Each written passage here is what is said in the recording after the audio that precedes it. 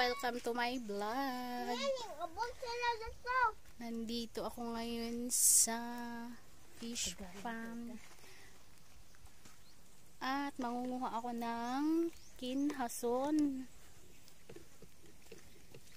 Dalo. Ay, di na magpa. Ay, kani.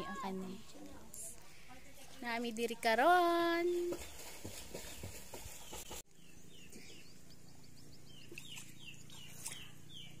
Ani Wala eh.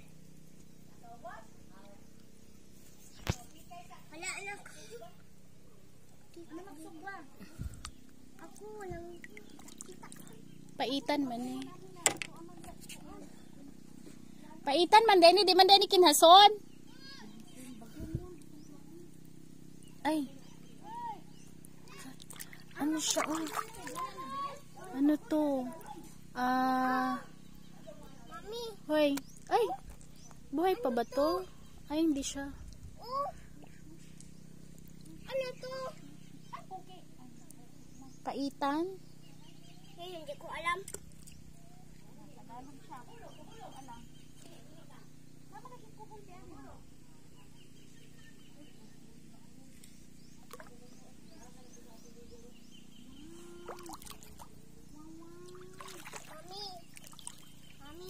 Chaman.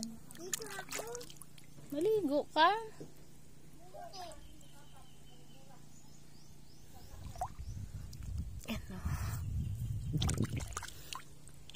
Yan, masarap yan. Masarap yan gataan. Ito pa oh.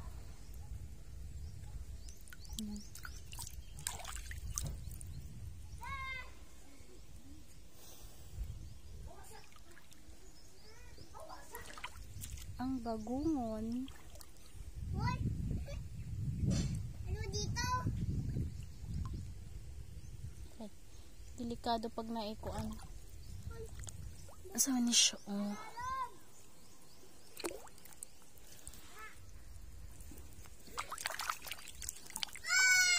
So na, kiss ay mong tail kiss. Ana oh, iana oh. Isaw. Oh, buhay mong tail mong kuan paa. Ay, mong paa. Imong dito na isaw. Isaw na ba? Hawaan na imong tail. Hawain mo. Imong kuan, ipong apak-apakan ni ako ang kuan chinilas. Klaro. Ni ata mga sugba daw. Okay, dito naman tayo. Manguhuli tayo ng bagungon. Ito oh. Yan.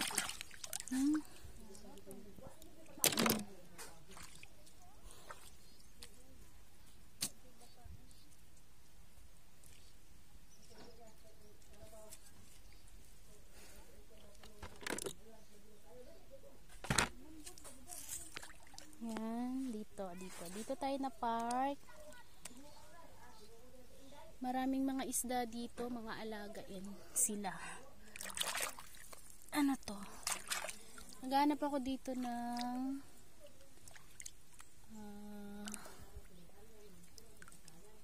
paitan lang siguro to. Ay, ma.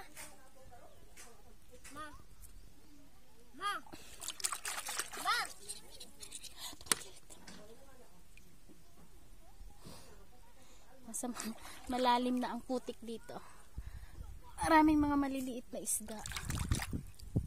Mga bangus. Mga alaga pa sila.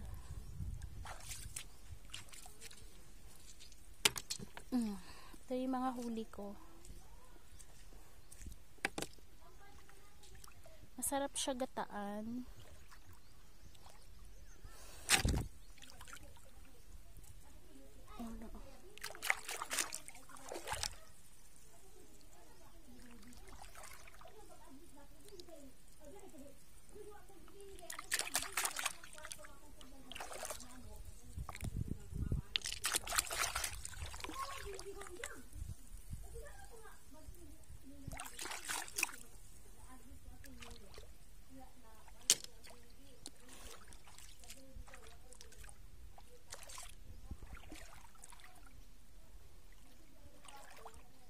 bagungon. Wala na dito. Ang nandito mga paitan na mapait yung laman niya. Kaya tinatawag siyang paitan. Ito yung paitan. Yan. Nakakain naman siya, kaya lang mapait yung laman.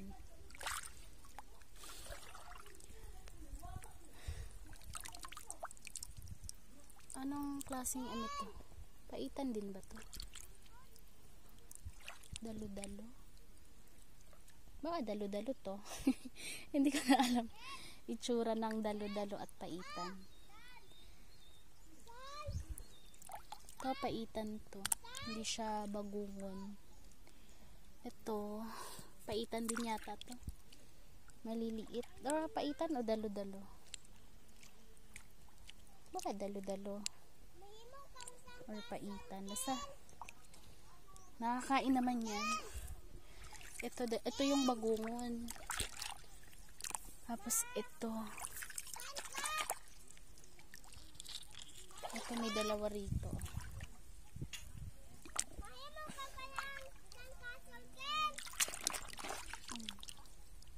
Dami na. Kapag dito ka sa probinsya, hindi ka magugutom sa mga ulam kasi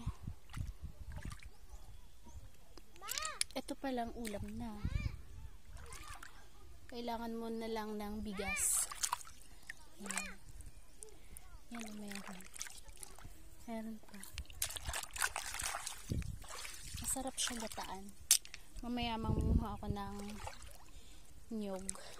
Maghahanap ako ng niyog para gataan ko siya. Gataan ko ng mga ito. Ayan. Dami. Malalim nga lang yung doon. Malalim na ang tubig. Saka putik. Babaon na yung ano ko. Paa ko doon. Ito.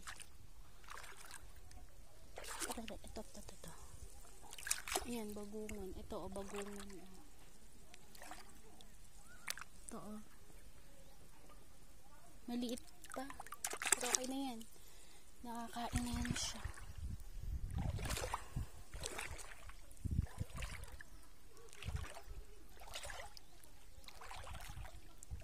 Ayan o.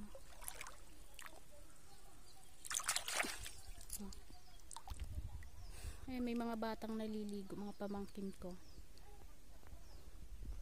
Ayan. Dito kalawak ang fish pond. Fish pond ng kamag-anak namin. Yan.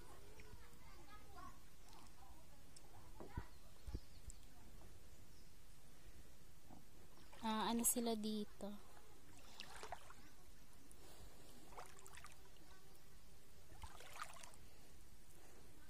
Alam mo yung ano, yung amoy ng fish pond. Amoy ano siya?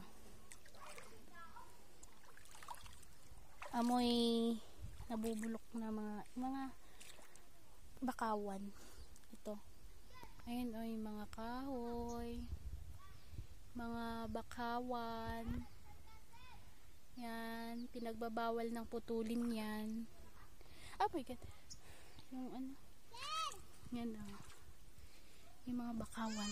Ayun, may nyog. Ayan o, may nyog. Magagata pala ako mamaya. Ayan. Tapos, ano ngayon? Walang tubig ang dagat ngayon. Ang tawag ngayon dito sa amin ay Hunas. May low tide ngayon. At walang tubig. Ayan yung mga punong kahoy sa punong kung tawagin namin, or fish pond. At may nyug pala sila rito. At may kudkuran. Yan. Perfect ngayon yung ano ko. Ginataang bagungon. Nawala. Tumaas yata ang tubig. Nawala yung ano ko.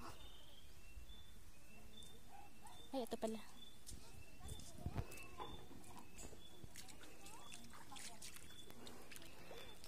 Yan ang mga huli ko. Wala na dito. Mga paitan. Ayan, yan. Ay. Kumang. Ayan yung balsa. Tinatawag na balsa. Ano kaya to, no? Bagungon kaya to? Ay, ano kaya to? Dalo-dalo ba to? O paitan? Paitan yata to eh. Pero nakakain naman yan siya.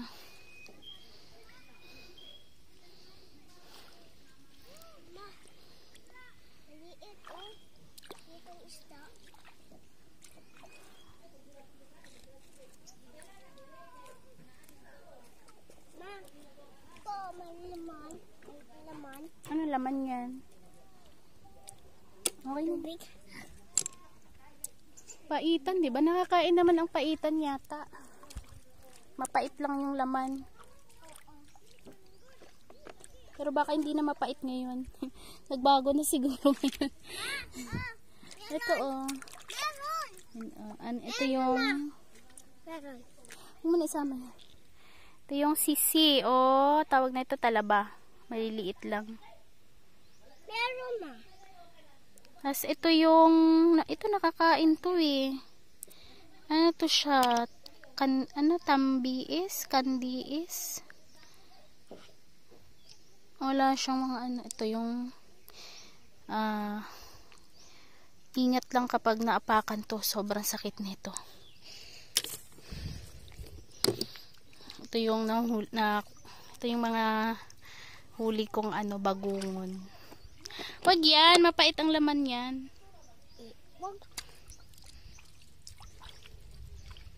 Ewan ko, yung iba kinukuha ko, yung maliliit.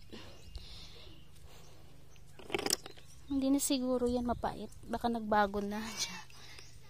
Ayan. Yan. Masarap to siya, gataan.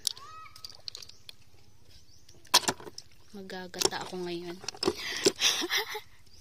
Ano? Magagata ako ng bagungon.